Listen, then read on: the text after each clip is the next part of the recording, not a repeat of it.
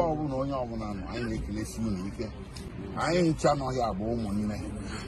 people I'm with here are my brothers and sisters. We are all Biafrans of one mind. The lawyers are here, some of them. The others have dispatched to various locations where we are going to meet later. Tomorrow we are going to the DSS to meet with the Onyendu. Today, what happened? For those of you, and one know we are Prince Fine Boy, I was in America, Dr. Sylvester here, and Dr. Chukwuemeka of the American military veterans of Igbo descent here. I be grateful for the solidarity they came to show their fellow Biafrans, their fellow Igbos, and to Onyendu and the legal team and Onyendu. They flew all the way from America to show solidarity. We are very, very grateful, and this thing goes in and Mary at the end of the day. So what happened in court today, as a way of recapping and informing those who didn't come to court, was very simple.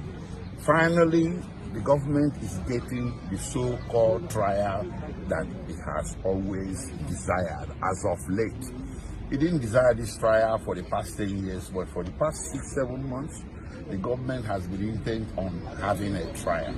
Well, the trial has commenced today, and we have seen, those of us in court, that the case rings very hollow.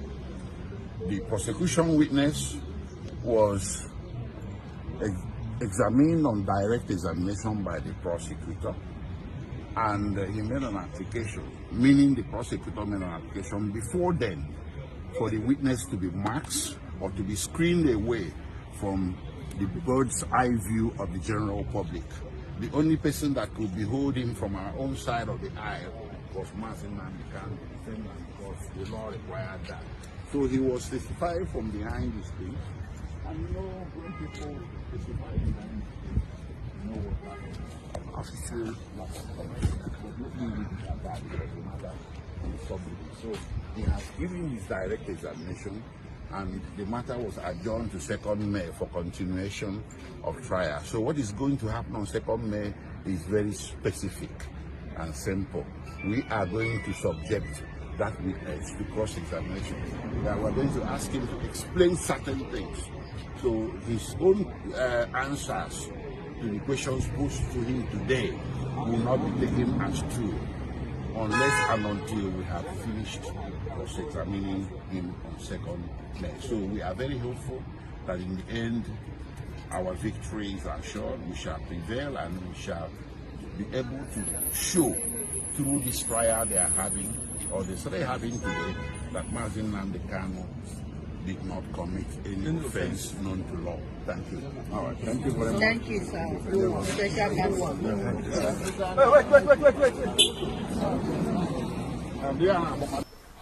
you comfortable?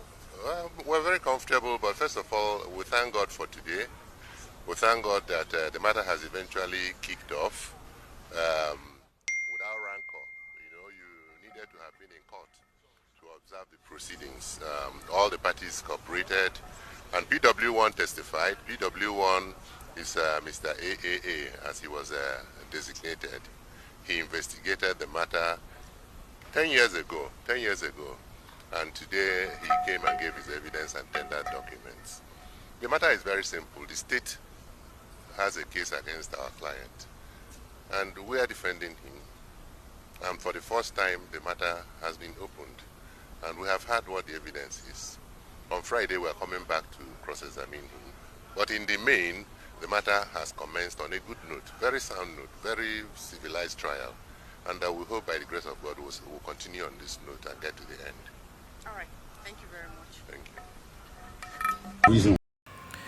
All right. Welcome to Talks Waves TV. And here on this wonderful YouTube channel, you know what we do here. We'll make sure we give you all the updated news and information happening in Biafraland. Now, I'm not going to waste time on this issue because today was Nnamdi Kanu's court trial. And legitly, well, we can say the court trial went well. But my issue here is that a lot of things were reviewed, in this court trial. Now, the video you watched is Nnamdi Kanu's special counsel and the senior advocate of Nigeria that is defending Nnamdi Kanu, where they were able to highlight the, critical issues that happened during the case. Now, let us go straight up to the issues. Let us give you in court activities that happened today. Firstly, court resumes as Nnamdi Kanu's trial approves witness protection behind screen. Court resumes Nnamdi Kanu's trial approves witness protection. Only 13 defense lawyers recognized by court for proceeding. 4 new sons join Nnamdi Kanu's defense team. And honestly speaking, just like the special counsel Aloy Ejimako said, Nnamdi Kanu has been able to unite Biafrans all over the world, and that is why they are taking their time, out of their comfort zone. Both the ones in diaspora and the ones in the homeland are making sure that they represent Nnamdi Kanu, because it is an issue of tribalism. It is an issue of ile mmadụ alele. Ndị Igbo na-asị elere mmadụ alele. Yes, it has gotten to that extent, and Igbos have come out to show what they can actually do for their brothers, for their son, Nnamdi Kanu, and the leader of the indigenous people of Biafra. So let us go straight up to the issue, that transpired today in court. The trial of Nnamdi Kanu, leader of the indigenous people of Biafra, IPOB, resumed on Tuesday at the Federal High Court in Abuja with new ruling on witness protection and legal representation. Now, our news platform reported that presiding judge Justice James Omotosho, our people are not really confident about Omotosho, but let us see what he is able to do. Now, Omotosho granted the federal government request for prosecution witnesses to testify behind protective screen. He cited the sensitive nature of the case and national security concerns as the basis for the decision. Now, the prosecution and witnesses, the witnesses of the zoo came in today with masked face. They were looking like terrorists. Everything about the Zoological Republic of Animal Kingdom, Nigeria, is actually about terrorism. That was why they were looking like terrorists. Faceless people came to give their own witness against Nnamdi Kanu, people that were paid. Now, the question is, who are those behind the mask? That is the first question. Go to the comment section and answer me.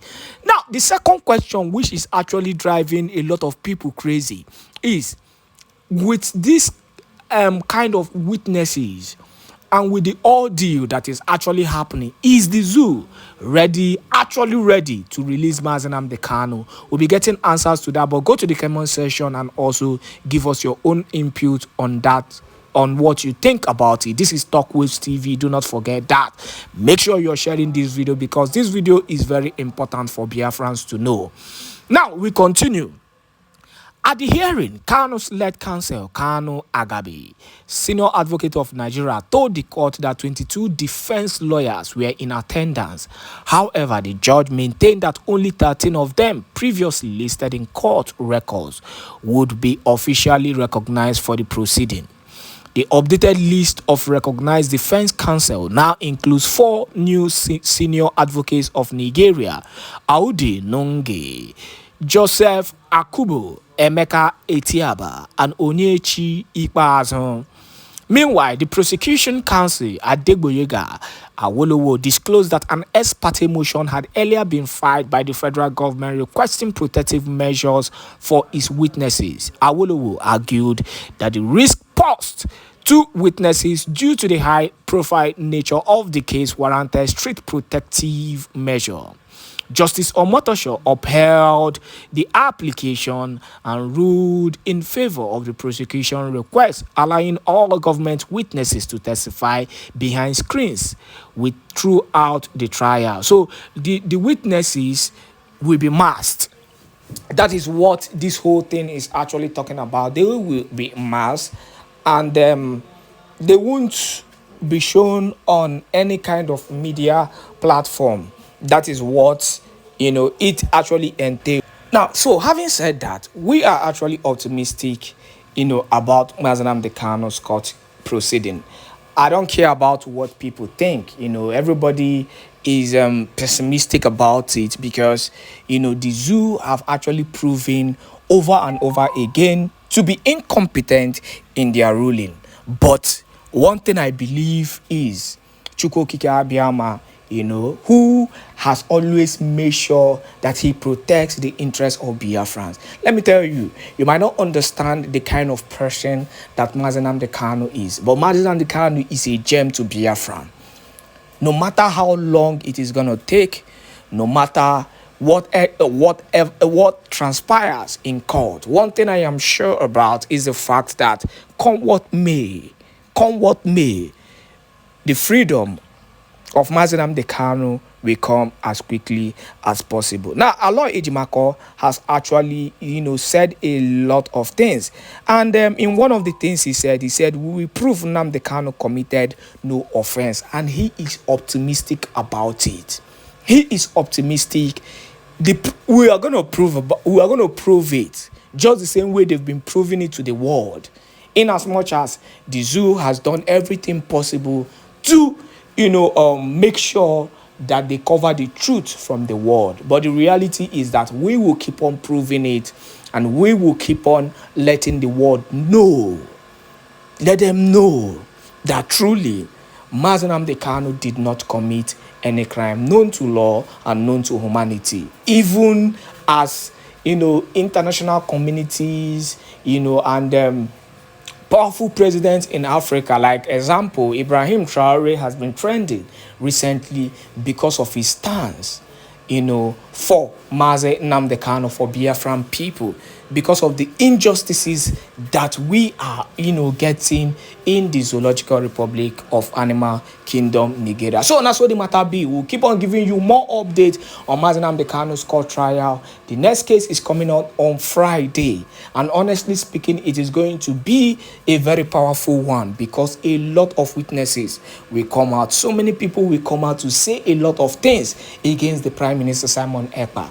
Surely they will gather, but surely they will all scatter because the man we are talking about here is an innocent man. And Nnamdi Kanu still remains the indigenous people of Biafran leader and the most powerful man in homeland, that is Biafran land, and the most powerful man in Africa. Whether you like it or not, Nnamdi Kanu still remains the voice of the people.